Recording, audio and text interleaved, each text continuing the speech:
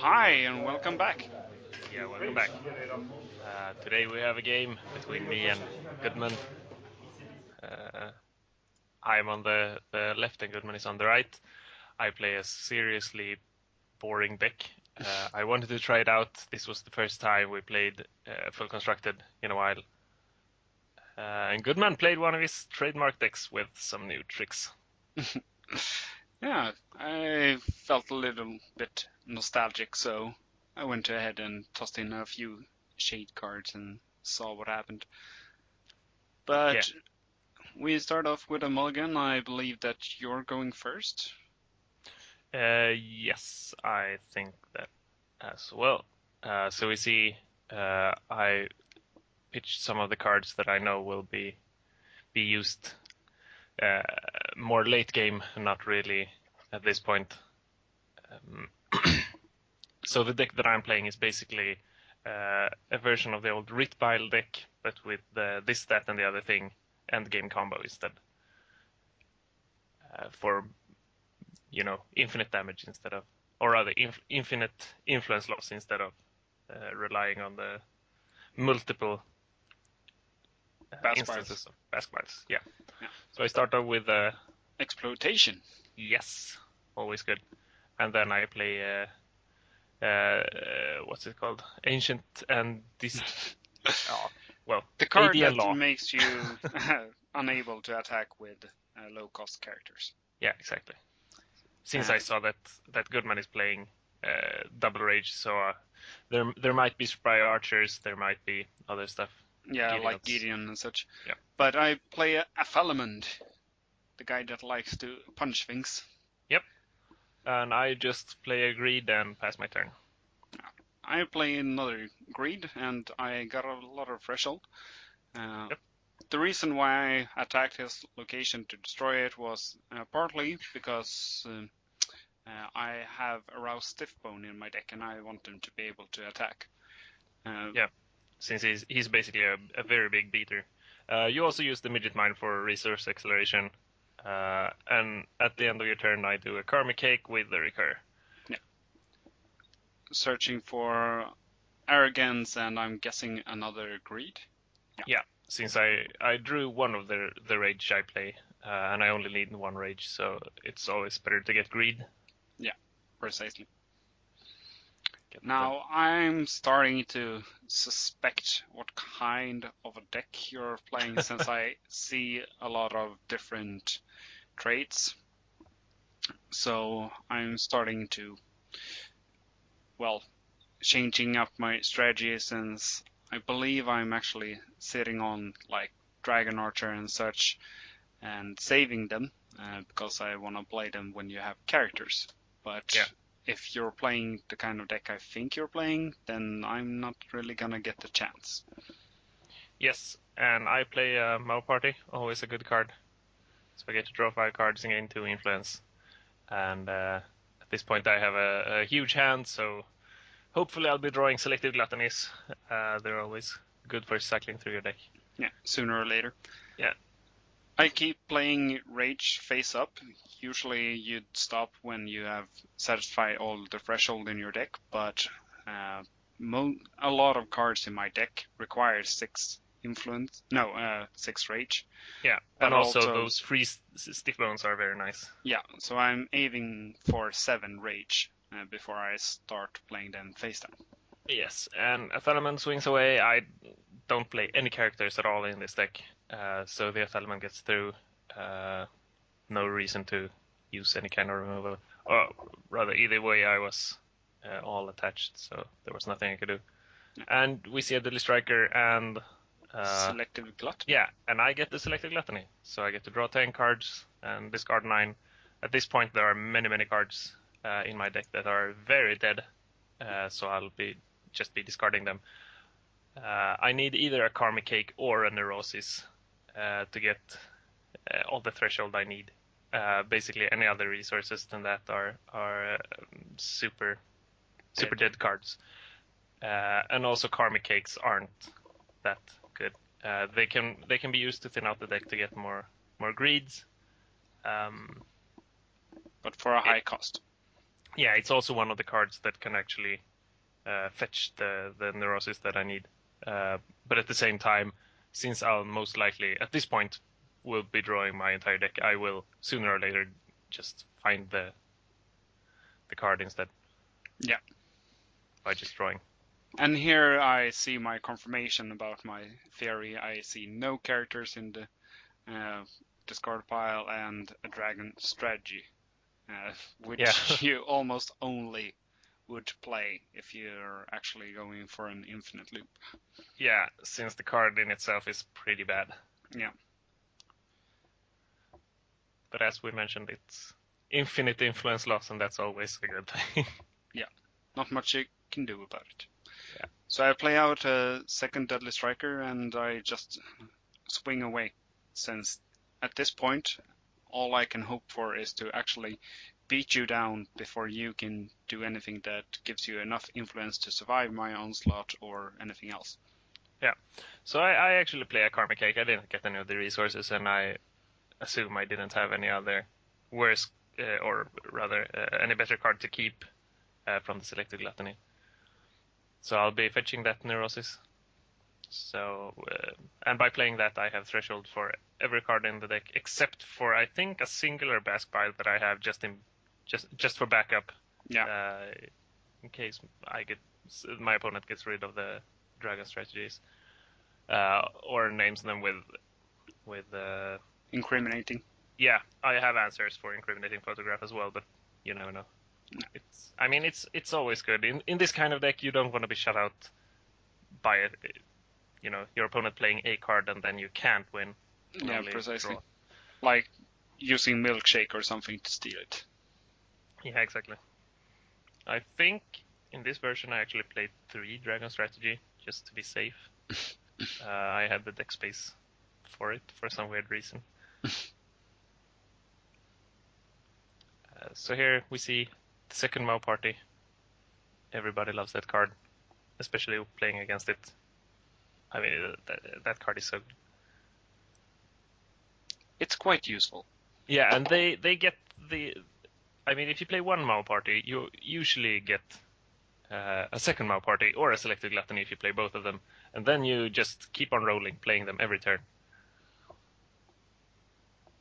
which we see here. Yeah. The reason why I was checking my face down resources was because at this point I'm actually calculating if it would be beneficial for me to actually kill off the Deadly Strikers. And after a little bit of counting, I realized that I'm not going to be able to kill them both off and inflict that last damage. Yeah, so I'm down to 9 influence right now. And we see remains of Foreman Pete, the Clockman. Yeah. Now, here's the irritating part. If I knew I got the Clockman Pete, I probably could have used its pick up a face down resource to cheaper pick up the midget mine and use it to kill off my Deadly Strikers. Yes. At the same time, I did have a limited liability in my hand. Yeah. But I was opting out since I didn't know that I could do it, so I just swung away and, well, that's what you get when you stress out. Yeah. And at this point, I basically had 2 options. I could play 2 gold summits and then hope that he didn't have an answer for my limited liability, or I could play 1 gold summit and a selected Gluttony. Yeah. Um, Although, right, I didn't actually have enough resources for the flipping up the midget mines at that point, but I could have played around it, most likely. Either way, at this point, if you're if my limited liability goes through, I'll basically be gaining a ton of life the yeah, next turn. Uh, if if Niklas has any attack vac or a blazing zero, I'm basically done for either way. So yeah. The thing is, you've timed that quite good with your limited, since I need to find a removal for my deadly strikers. Otherwise, I'm not gonna be able to, well, stop you. Yeah, and you'd have to kill them both. Yeah, but the thing is, I have removal for them. I just don't have tactical removal, and that's the thing here. Yeah. If I had any tactical removal, I could have just used it for killing one of the deadly striker and then used punch on the other one. Yeah, exactly. But no such luck here. Yeah, so the limited liability goes through, and it's over to my turn. And at this point, I'm very happy because I have the 2 gold summits, and I have. I'm not sure if I have a selected gluttony in my hand or if I have just the Dark Awakening. The Dark Awakening in a selected gluttony. Either way is fine. Yeah, it will be drawing me a total of 11 cards, so that's 22 influence. Yeah. So you play Dark Awakening in your selected gluttony. Yep.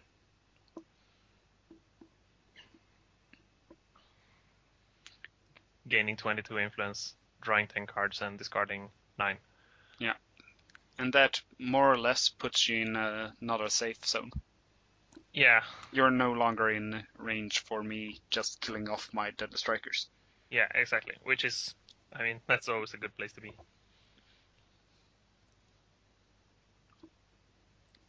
We see here the nine cards to discard. It doesn't really matter. As long as I have. Well, it matters some, since you need to keep the right ones. Yeah, exactly. But the thing is, it's very hard for me at this point to ditch stuff that so that I can't infinite combo in the end. I basically have to keep a Dark Awakening somewhere. If I have a single Dark Awakening, I can infinite combo. That's the power of the card. Quite handy. Yeah, the card is just insane. It's easily the best card in the game. Well, Dark Awakening, yeah. Yeah. But also not in a vacuum, though. No, exactly. It needs to work with something. Yeah, exactly. I mean, you can't really just keep playing Dark Awakening on one specific card and then win games with it. Or, well, you can if you play it, well, a lot of Dark Awakenings on the same, like, fast file or whatever. Yeah. But usually you need something to reuse it with. Yeah, exactly. So we see an all-nighter. I mean, in itself, it's kind of elite. That's better if you have more resources. Yeah. I think. I haven't done the math, but I think it's at least on par with Leet. Although Leet is much better in most decks, since it doesn't require you to have 9 resources. No, exactly. And I didn't catch what I did there, but it was probably a Dark Awakening or something. I'm guessing I think Awakening it was a Dark Awakening in a mob party. Oh, right. Drawing more cards, so I'm up to 42 influence now. Just putting out that extra safe line. Yeah, I mean, there's no way you can kill me in a single turn now. Not even with Strength in Numbers, which is a very, very, very bursty card. Yeah, but since you're saving 2 resources, I'm gonna guess that you still have either limited liability or something else on your hand.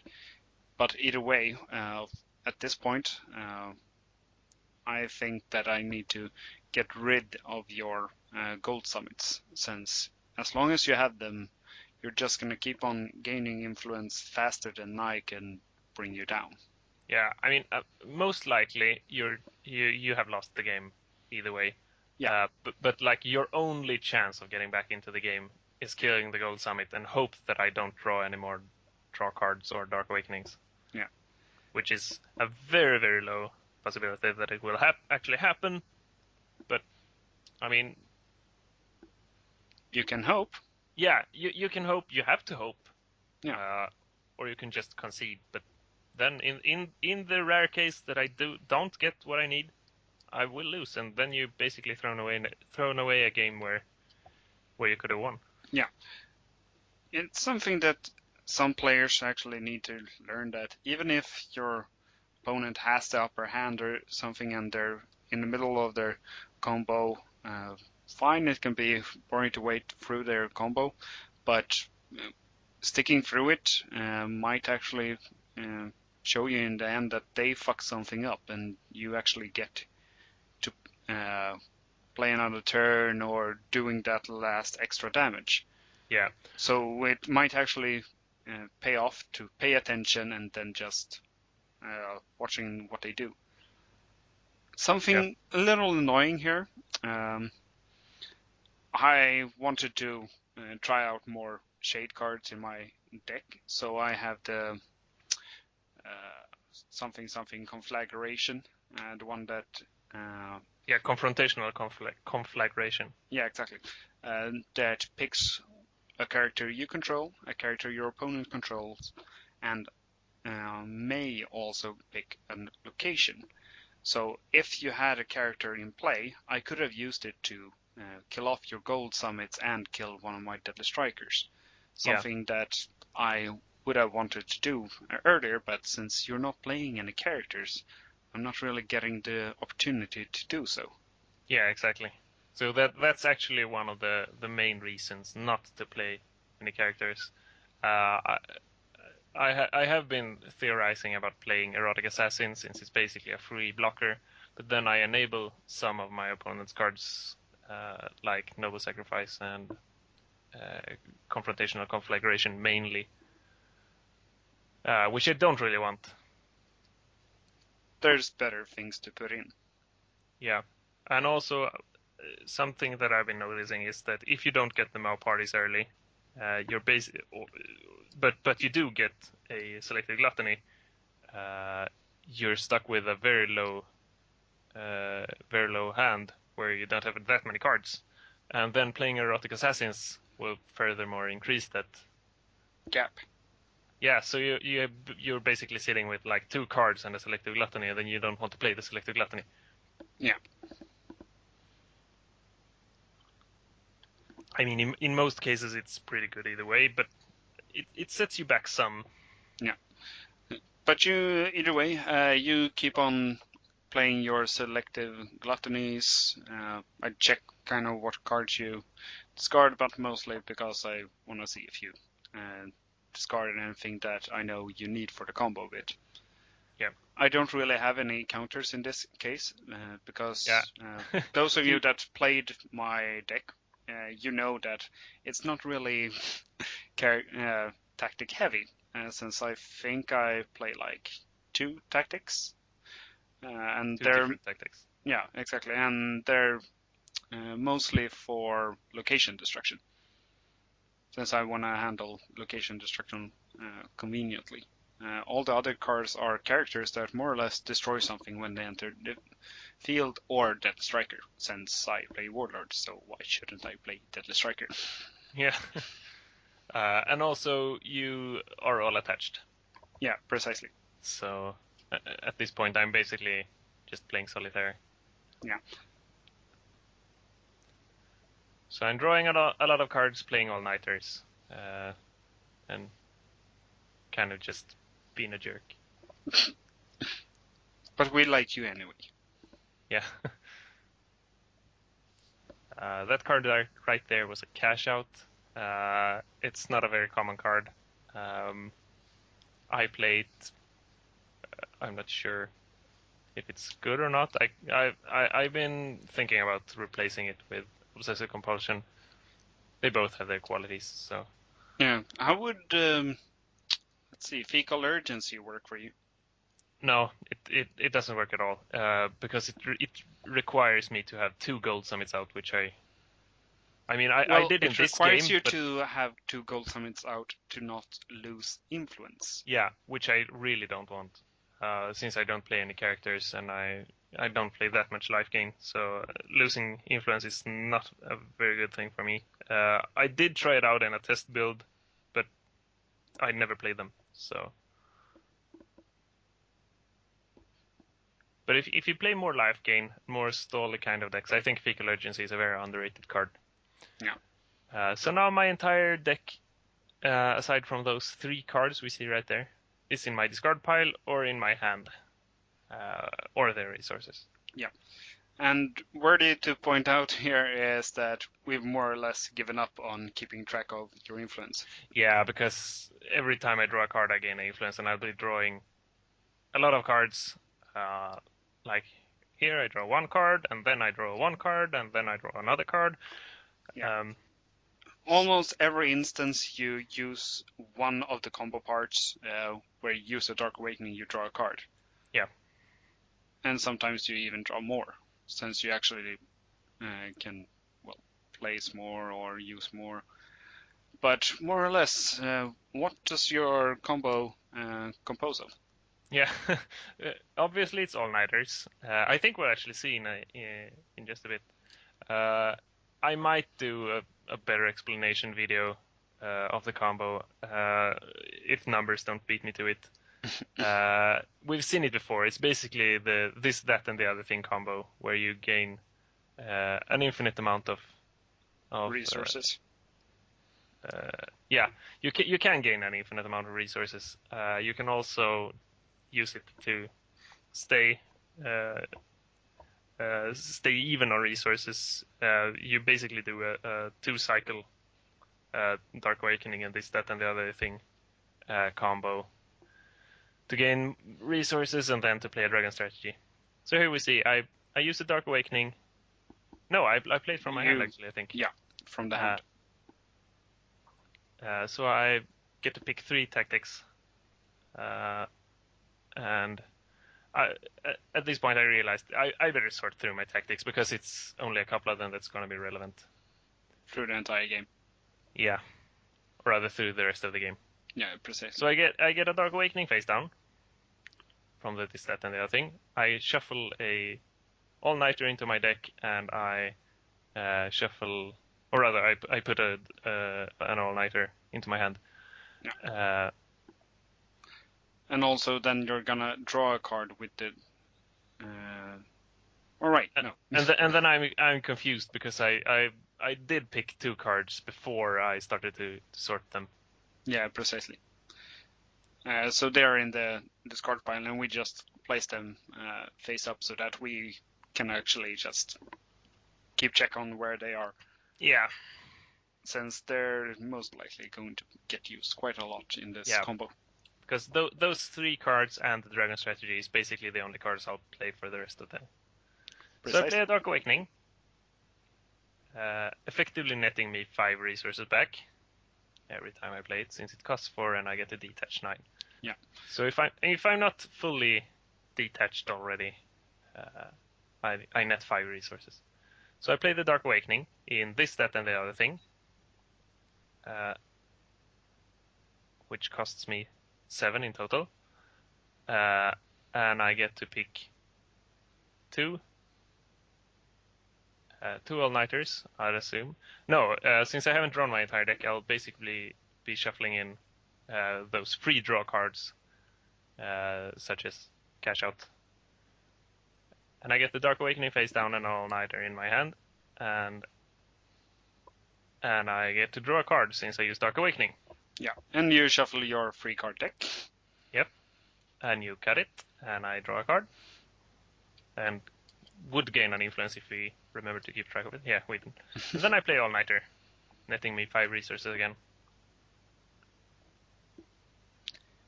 And something that I'm actually pointing out sometime during this game is that sometimes you actually forget to detach enough resources with the all-nighter. Yeah, I mean it's just the thing is the really hard part about this combo is actually not doing the right thing, but rather doing the right motions. Since at this point you detach 9 resources, and there's a lot of resources just moving back and forth, back and forth, back and forth, attaching and detaching, attaching and detaching. Precisely. Yeah, so we see another all-nighter, which is basically when this combo was first found out, you used toxic cultivators to reduce the numeric cost of the tactics, which made it much simpler, and you could basically do a one cycle combo to deal 2 influence, or rather to make your opponent lose 2 influence. But since then we've realized that you don't need to include the toxic cultivators to actually stay on the same resources, which makes the deck a little bit stronger since it's not as vulnerable to removal. Yeah, but it also makes it so much slower. Yeah, it does. The execution is so much slower. Yeah, we're actually gonna fast forward the entire combo a bit in just a minute, but more or less it's just that you keep on using Dark Awakening, this, that other thing, all-nighter, and then just tossing in Dragon strategy once in a while. Yeah, exactly.